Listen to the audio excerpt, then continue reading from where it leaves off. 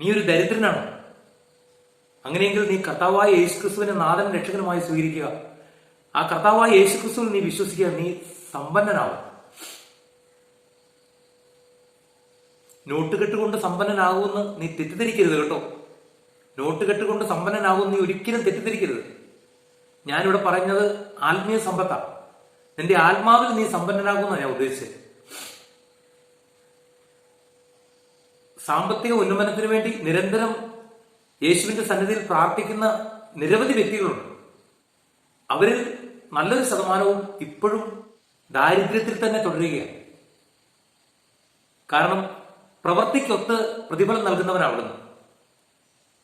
അല്ലായിരുന്നുവെങ്കിൽ ഏറെ വർഷക്കാലം 10-25 വർഷത്തിലധികം ആത്മീയ ശുശ്രൂഷയും ധ്യാനവും വചനപ്രഘോഷണവും പ്രാർത്ഥനാ ഗ്രൂപ്പും ഒക്കെ ആയിട്ട് നടന്നിരുന്ന എന്നേക്കാളും 100 ഇരട്ടി എന്റെ സഹോദരൻ സമ്പന്നനാവുകയില്ലായിരുന്നു. കാരണം ദൈവം ഒരു വ്യക്തിക്ക് ഭൗതിക സമ്പത്ത് കൊടുക്കുന്നുണ്ടെങ്കിൽ അത് വിനിയോഗിക്കാനുള്ള പക്വതയും അത് എത്തേണ്ടിടത്ത് എത്തിക്കാനുള്ള അറിവും അത് കൈകാര്യം ചെയ്യാനുള്ള വളർച്ചയും മാനസിക വളർച്ചയും കൊടുത്തതിന് ശേഷമേ ഒരുവനെ ദൈവം ആ ഭൗതിക സമ്പത്ത് കൊണ്ട് നിറയ്ക്കുകയുള്ളൂ. ഇത് പറയുമ്പോൾ ഭൗതിക സമ്പത്തും ആത്മീയ സമ്പത്തും ഈ ഭൂമിയുടെ 2 വശങ്ങൾ പോലെയാണ്, രാത്രിയും പകലും പോലെ. ആത്മീയ സമ്പത്ത് കൊണ്ട് ഭൗതിക സമ്പന്നതയെ താരതമ്യം ചെയ്യാനായിട്ട് ഒരിക്കലും നമുക്ക് സാധിക്കില്ല. മത്തായിയുടെ സുവിശേഷം 6-ാം അധ്യായത്തിന്റെ 33-ാം വാക്യം ഇങ്ങനെയാ പറയുന്നത്: നിങ്ങൾ ആദ്യം എന്റെ രാജ്യവും നീതിയും അന്വേഷിക്കുകയും ബാക്കി നിങ്ങൾക്ക് ആവശ്യമുള്ളത് അവയോടൊപ്പം ലഭിക്കും. ഇന്ന് ഈ വീഡിയോ കാണുന്ന എന്റെ പ്രിയപ്പെട്ട സഹോദര സഹോദരി, നിന്റെ ജീവിതത്തിൽ നിനക്ക് ആവശ്യമുള്ള സമ്പത്ത് ആവശ്യമുള്ള സമയത്ത് അവിടുന്ന് തരും. കൈ ചിലപ്പം ഒത്തിരി ഒന്നും ഉണ്ടാകത്തില്ല, ബാങ്കിൽ ചിലപ്പം വലിയ ബാലൻസും കാണത്തില്ല. പക്ഷെ നീ കർത്താവായ യേശുക്രിസ്തുവിന്റെ വഴിയാണ് ചരിക്കുന്നതെങ്കിൽ, അവിടുത്തെ വചനം അനുസരിച്ചാണ് ജീവിക്കുന്നതെങ്കിൽ നിന്റെ ബാങ്ക് ബാലൻസ് 0 ആയിരിക്കും, നിന്റെ പോക്കറ്റ് കാലിയായിരിക്കും. വചനത്തിൽ അവിടുന്ന് അരുളി ചെയ്തതുപോലെ വയലിലെ ലില്ലികളെ നോക്കുവിൻ, അവ വസ്ത്രം നെയ്യുന്നില്ല. ആകാശത്തിലെ പറവകളെ നോക്കുവിൻ, അവ വിതയ്ക്കുന്നില്ല, കൊയ്യുന്നില്ല. പക്ഷേ അവയും കർത്താവ് മനോഹരമായിട്ട് പോറ്റുന്നു. ഇവയെക്കാളും സകല സമ്പത്തിലും പ്രൗഢിയിലും സോളമൻ പോലും ഒന്നുമല്ലായിരുന്നുവെന്ന് തിരുവചനം പറയുന്നു. പ്രിയപ്പെട്ടവരെ, പലരും ഇന്ന് ധ്യാനകേന്ദ്രത്തിലേക്ക് ഓടുന്നത് കടബാധ്യത മാറാനും അതുപോലെ സമ്പന്നരാകാനും മക്കൾക്ക് കാനഡയിലും ഓസ്ട്രേലിയയിലും UK-യിലും ഒക്കെ ജോലി കിട്ടാനും ഒക്കെ. പക്ഷേ യഥാർത്ഥ സമ്പത്തിനെ കുറിച്ച് ആരും ചിന്തിക്കുന്നില്ല. ഇന്ന് ലോകത്തിന്റെ വിവിധ കോണുകളിലേക്ക് നോക്കുകയാണെങ്കിൽ കോടീശ്വരന്മാര് കോടാനുകോടികൾ കയ്യിലുണ്ടായിട്ടും ബാങ്കിലുണ്ടായിട്ടും പലരും ആത്മഹത്യ ചെയ്യുന്ന കഥ ഇന്ന് മാധ്യമങ്ങളിലൂടെ നമുക്ക് കേൾക്കാൻ സാധിക്കുന്നുണ്ട്. സന്തോഷമില്ല അവരുടെ ജീവിതത്തിൽ. ഈ ലോകത്തെയും ദൈവത്തെയും ഒരുപോലെ സന്തോഷിപ്പിക്കുക, ഇവ രണ്ടിനോടും ഒരേപോലെ ചേർന്ന് നിൽക്കുക എന്ന് പറയുന്നത് അസാധ്യമായ കാര്യമാണ്. ഒരു സൈഡിൽ ലോകത്തിന്റെ സന്തോഷവും ലോകം തരുന്ന സന്തോഷവും ഒരു സൈഡിൽ ദൈവം തരുന്ന സന്തോഷവും ഒരുപോലെ ഒരു വ്യക്തിക്ക് പ്രാപിക്കുക എന്ന് പറഞ്ഞാൽ അസാധ്യമാണ്. കാരണം ഇത് രണ്ടും രണ്ടാണ്. ദൈവത്തിന്റെ രാജ്യവും ലോകത്തിന്റെ നീതിയും രണ്ടും രണ്ടാണ്. അതുകൊണ്ട് നിന്റെ സഹോദരനോ നിന്റെ ചുറ്റുപാടുമുള്ളവരോ ആരെങ്കിലും അനീതി പ്രവർത്തിക്കുന്നു, അവൻ നിന്റെ അത്രയും പ്രാർത്ഥിക്കുന്നില്ല, നിന്നെ പോലെ ആത്മീയ ജീവിതം നയിക്കുന്നില്ല, എന്നിട്ടും അവൻ വലിയ സമ്പന്നനായിട്ട് വളരുന്നു എന്നൊന്നും ചിന്തിച്ച് നീ തലപ്പുണ്ണാക്കേണ്ട. കുറച്ച് വർഷങ്ങൾക്ക് മുമ്പ് ഞാൻ 2 കൊച്ചു ചെറുപ്പക്കാർക്ക് ആത്മീയ കൗൺസിലിംഗ് കൊടുത്തതിന് ശേഷം അന്ന് വൈകുന്നേരത്തെ പ്രാർത്ഥനയ്ക്കായിട്ട്, എന്റെ വ്യക്തിപരമായ പ്രാർത്ഥനയ്ക്കായിട്ട് ഞാൻ ദേവാലയത്തിലേക്ക് കടന്നു ചെന്ന് അവിടെ സാഷ്ടാംഗം പ്രണമിച്ച് അവിടെ ഇരുന്ന് തമ്പുരാന്റെ സന്നിധിയിൽ പ്രാർത്ഥിക്കുന്ന സമയത്ത് എന്റെ മനസ്സിൽ അവിടുത്തോട് ഉയർന്നൊരു ചോദ്യമുണ്ടായിരുന്നു: ഈശോയെ, ഈ ലോകത്തിലെ ഒരാത്മാവിന്റെ വില എത്ര? പരിശുദ്ധാത്മാവിലൂടെ എന്റെ പുണ്യതമ്പുരാൻ എനിക്ക് തന്ന മറുപടി ഇതായിരുന്നു: മോനെ, ഈ ലോകത്തിൽ ഉള്ള സകല മനുഷ്യന്റെയും കയ്യിലുള്ള നോട്ടുകെട്ടുകൾ, പണം, ധനം, സ്വർണം ഇവയെല്ലാം വലിയ കണ്ടെയ്നർ ലോറികൾക്ക് കൊണ്ടുവന്നിട്ട് ഒരു ഗ്രൗണ്ടിൽ മല പോലെ കൂട്ടിയാലും ഒരാത്മാവിന്റെ വിലയാകുന്നില്ല. പ്രിയപ്പെട്ടവരെ, അതിൽ ഒരാത്മാവിനെയല്ല 1000 ആത്മാക്കളുടെ രക്ഷയ്ക്ക് വേണ്ടിയിട്ടാണ് യേശുക്രിസ്തു കാൽവരിയിൽ ഈ പ്രപഞ്ചത്തിൽ ഈ ഭൂമിയിൽ ഒരു മനുഷ്യന് ചിന്തിക്കാൻ പോലും സാധിക്കാത്ത അത്ര വലിയ പീഡകൾ സഹിച്ച് മരിച്ചത്.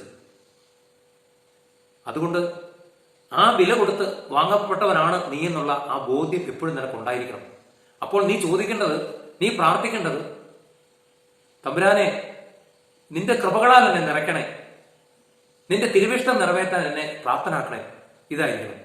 പലപ്പോഴും നമുക്ക് തമ്പുരാനോട് ദേഷ്യം പലപ്പോഴും നമ്മൾ അവിടുത്തെ സന്നിധിയിൽ പരിതപിക്കാറുണ്ട്. എന്തുകൊണ്ടാണ്? നീ എന്റെ പ്രാർത്ഥന കേൾക്കുന്നില്ലല്ലോ. ചുറ്റും സമൂഹത്തെ കാണിക്കാനായിട്ട് നമ്മളൊക്കെ പലപ്പോഴും പള്ളി പോകുന്നു, പ്രാർത്ഥിക്കുന്നു, പലതും ചെയ്യുന്നു. പക്ഷെ ഉള്ളുകൊണ്ട് ആ തമ്പുരാനോടുള്ള, യേശുവിനോടുള്ള ആ ഒരു അകൽച്ച മനസ്സിലുണ്ട്. കാരണം അവിടുന്ന് എന്റെ പ്രാർത്ഥനകളൊന്നും കേൾക്കുന്നില്ല. ഞാൻ എത്ര പ്രാർത്ഥിച്ചിട്ടും എന്റെ പല പ്രാർത്ഥനകളും കേൾക്കുന്നില്ല. എന്തുകൊണ്ടാണെന്നറിയാമോ? ഈ പ്രാർത്ഥന എന്തുകൊണ്ടാണ് അവിടുന്ന് കേൾക്കാത്തതെന്ന് നീ എപ്പോഴെങ്കിലും ചിന്തിച്ചിട്ടുണ്ടോ? നിന്റെ പ്രാർത്ഥനകളൊക്കെയും അവിടുത്തെ ഇഷ്ടത്തിന് വിപരീതം. അതാണ് ഇതിന്റെ കാര്യം. ഇപ്പൊ മുമ്പ് പറഞ്ഞ വചനത്തിലേക്ക് ഒന്നും കൂടെ നമുക്ക് തിരിച്ചു വരാം.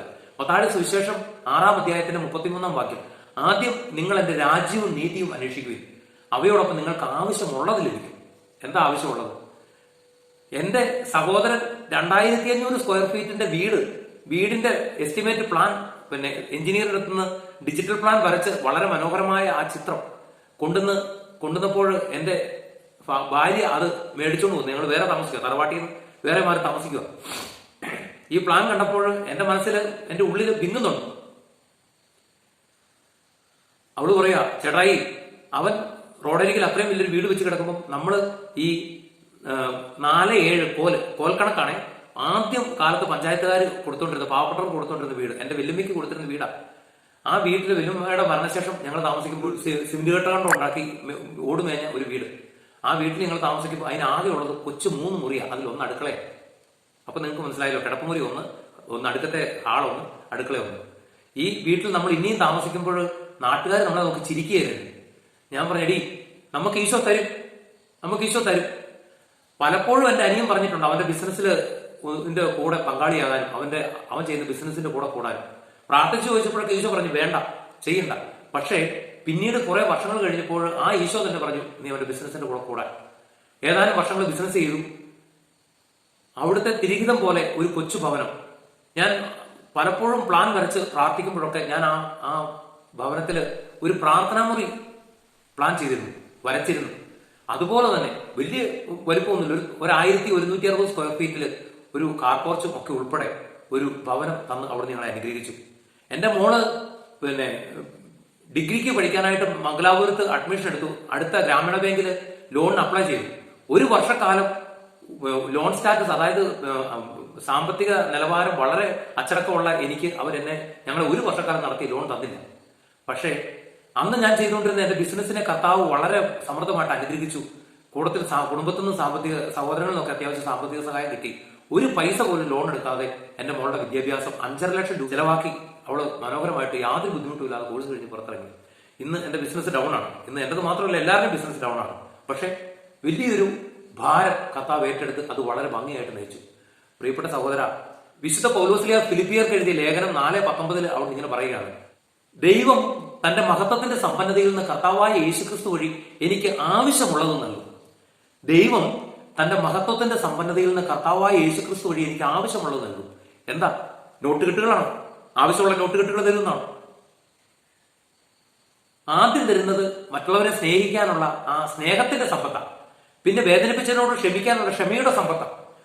അധികാരികളുടെ മുമ്പിലും മറ്റു സഹോദരങ്ങളുടെ മുമ്പിലും വെളിമപ്പെടാനുള്ള സമ്പത്താണ്. അതാണ് പ്രിയപ്പെട്ടവരെ യഥാർത്ഥ സമ്പത്ത്. അതാണ് പിതാവായ ദൈവം തന്റെ പുത്രൻ വഴി നമുക്ക് വാഗ്ദാനം ചെയ്തിരിക്കുന്ന വലിയ സമ്പത്ത്. അത് ആ ഭാഗം ഓക്കെ ആയി കഴിയുമ്പോൾ നമുക്ക് ആവശ്യമുള്ള ഭൗതിക സമ്പത്ത് കൊടുത്ത് തരുന്നേ.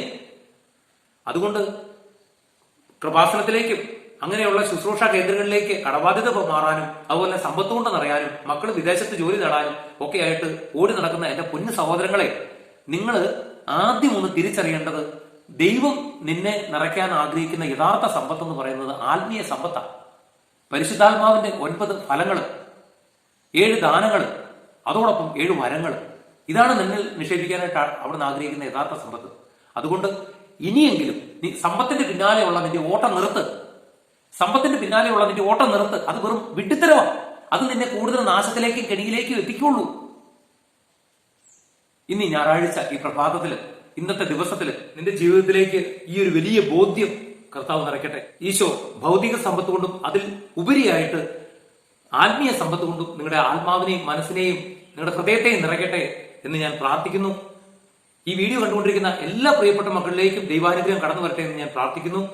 ഈശോ മിശിഹായിക്ക് സ്തുതിയായിരിക്കട്ടെ.